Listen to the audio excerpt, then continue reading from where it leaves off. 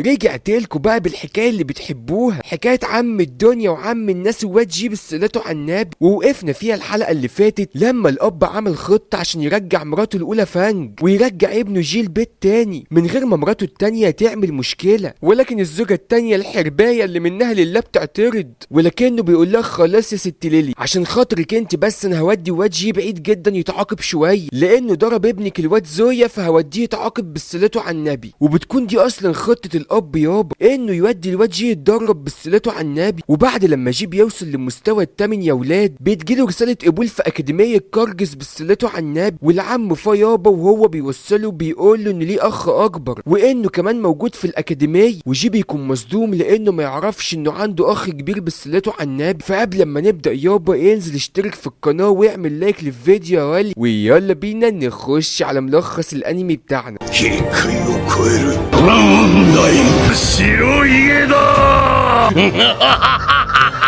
ライオン真のエスカノール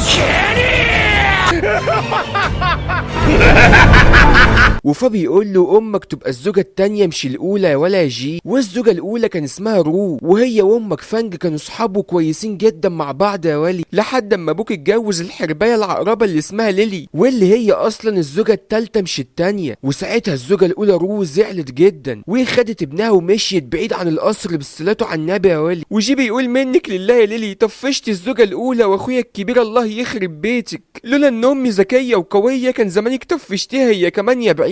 وفا بيقول له على فكره يا ولي اخوك وصل للمستوى الثامن من القوه لما كان عنده 17 سنه يا ولي، وانت وصلت يا جي وانت عندك 14 سنه بس، يعني انت فعلا عندك موهبه كبيره بالصلاة على النبي. فبيقول له ربنا يخليك والله يا عم فا ويبارك لك في دقنك الكبيره دي. وفا بيقول له وصلنا ولا جي اجهز يا ولي. وجي بيلاقي يابا ان الاكاديميه زحمه جدا وبيقول له هنلاقي اخويا ازاي كده يا عم فا. فبيقول له ما تخافش ولا هو هيلاقينا. وبنلاقي واحد يابا جايب لوحه كبيره جدا وحواليها ورد كتير وكاتب عليها انا كروي اخو جي كيوت السكاره ابو شعر ناعم اللي عنده 14 سنه. وجي بيقول ايه الاحراج ده يا عم فا انا عاوز اروح وديني لامي. والاخ الكبير بيقعد ينادي عليه وبيقول له ولا جي صغنن يا كيوت انت انا اخوك الكبير يا ولي. وفا بيقول له انت لسه طيب زي ما انت ما اتغيرتش خالص يا كروي. فبيقول له انت اللي وحشني والله يا عم فا انت وحواجبك اللي شبه القوسين دول. فبيقول لابوك تشانج بيسلم عليك يا ولي وبيقول لك وابقى تعالى في الاجازه زوره يا ولي. وكروي بيقول له ما تجيبليش سيره الراجل ده يا عم فا واللي ما فيش حاجه بتهمه غير زوجته التالته وبس. ما اعرفش بس يا اخويا عاجبه فيها ايه الوليه الحربايه دي منك لله يا بعيده طفشت امي. وبيقول ياه وحشتني قوي يا اخويا انا اخر مره شفتك كنت رضيع يا ولي. وفا بيقول دوري لحد هنا انتهى يا ولاد كده لميت شمل الاخين ووصلتكوا لحد الاكاديميه خلي بالك من اخوك يا كروي. فبيقول له ما تخافش يا عم فا وانت يا جي اي حد يكلمك او يضايقك يا ولي تعالى قول لي على طول وانا ادعس لك ام كرامته. وجي بيقول اخويا الكبير طيب قوي انا حبيته قوي والله. وكروي بيعرفه على معظم الاماكن في الاكاديميه. وجي بيقول له يا عم انا عاوز اكل وانام انا جاي من سفر وما قعدتش خالص. وكروي بيقول له صحيح ولا جي بكره في مسابقه معموله للطلاب الجدد يا ولي علشان يشوفوا مين الاقوى فيكو انا اشتركت لك فيها يا ولي لان عارف ان اخويا كيوت بس قوي. وجي بيقول له يا عم الحاج سيبني انام ساعتين. وكروي بيقول له يا لهوي انا نسيت اسجل لك المواد الدراسيه يا ولي بص روح المطعم وانا اروح اسجل لك المواد الدراسيه واجيب لك الكتب واجي لك يا ولي. وجي بيروح مطعم الجامعه يابا وبيقول الاكل هنا حلو ورخيص قوي يا ولاد الكل هنا هيقدر ياكل سواء غني او فقير. وجي بيقعد ياكل يابا ومره واحده حد بيخبط على الترابيزه بتاعته وبيقول له قوم يا ولي من هنا يا ولي الترابيزه دي بتاعتنا يا ولي. فجي بيقول له لو انت جعان اقعد كل ولكن الترابيزات ديت ملك الاكاديميه مش ملك شخص لوحده عشان يقعد ياكل ويطرد الباقي. فبيقول له انت بتتجرأ وبترد عليا يا ولي انا واحد من النبلاء يا ولي ده انت ليلتك سودا ومهببه يا ولي. وفي بنت بتقول له انت عشان طيب يا اخويا ومش بتدي الناس على قفاها فبيتجرأوا عليك يا اخويا. وفي واحد بيتدخل وبيكلم جي وبيقول له واضح من لبسك انك واحد من النبلاء يا ولي انت تعرف ان الاكاديميه بتمنع الشجار بين النبلاء والعامه ولكن اي شجار بين النبلاء وبعضيهم الاكاديميه مش بتتدخل يا ولي ولسوء حظك يا ولا انك من النبلاء ومحدش هيلحقك مننا. ويجي بيتجاهله وبيكمل اكل بسلته على النبي. والواد بيقول له انت ازاي تتجاهل اخويا الكبير، انت ليلتك سودا. وبيزق الترابيزه بيوقع الاكل على الارض وبيقول لجي لم الاكل بقى وابقى كله. ومش بس كده يابا، ده بيهجم على جي، ولكن جي بيتفاداها وبيديله واحده بيرقده على الارض حرفيا. وجي بيقول له من الادب انك لما تلاقي حد بياكل ما تقطعوش يا ولي. والواد ده بيبقى اسمه جيرو ومن عيله كبيره اسمها عيله كاردي. والمغرور جيرو بيقول له انت بتتجرأ على السخريه مني يا ولا، وربنا لا فشخك يا ولي. وبيكون في واحد بياكل وبيقول ما تتخانقوش يا ولاد. فجيرو بيقول له وانت مال امك انت يا ولي. فبيقول له احنا كلنا زملاء، ولو انت عاوز مقعد يا سيدي خد المقعد بتاعي. وجيرو بيقول له ده انا هفشخك انت كمان يا ولي. وبيضربه يابا، ولكن ايديه هي اللي بتوجعه. والشاب الطيب ده بيقول له قلت لك الشجار ملوش لازمه، ولو ضرب يا سيدي هيهديك اضربني وانا مش هتضايق منك. واخت الواد جيرو بتسخنه وبتقول له اقضي عليهم هما الاتنين يا ولا جيرو، الله يخرب بيتك يا بوتجاز 5 شعلة انت.